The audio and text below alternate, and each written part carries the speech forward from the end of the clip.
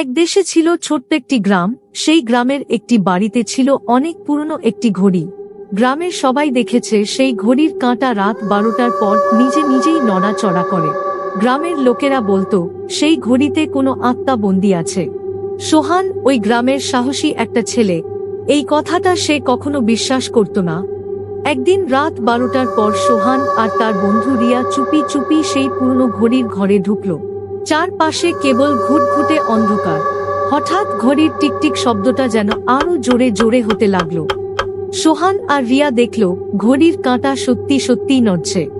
হঠাৎ ঘড়ি থেকে একটা ফিস ফিস আওয়াজ এলো, তোমরা আমাদেরকে মুক্ত করো। দুজনে ভয় পেলেও তারা সাহস করে ঘড়ির দিকে এগিয়ে গেল। ঘড়ির কাঁচ খুলতেই ভেসে উঠল দুইটি ভূতের মুখ। সে বলল, ভয় পেও না, আমরা তোমাদের কোনো ক্ষতি করব না। আমরা হলাম এই গ্রামের রক্ষাকর্তা। এক দুষ্ট লোক আমাদেরকে এখানে বন্দী করে রেখেছে, তোমরা আমাদেরকে মুক্ত করো। রিয়া বলল, তা না হয় ঠিক আছে, আমরা তোমাদেরকে সাহায্য করব, কিন্তু এটা কিভাবে সম্ভব?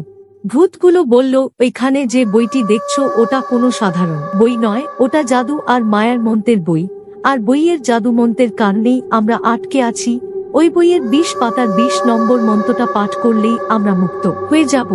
ভূতগুলো আবারও বলল, তাড়াতাড়ি করো, দুষ্ট লোকটা আসার আগে সেই মন্ত্রটা পাঠ করো এবং তোমরা আমাদের মুক্ত করো। সোহান আর রিয়া সাথে সাথে দৌড়ে গিয়ে বইটা নিয়ে এলো এবং বইয়ের লেখা মন্ত্র পড়ে তাদেরকে মুক্ত করলো।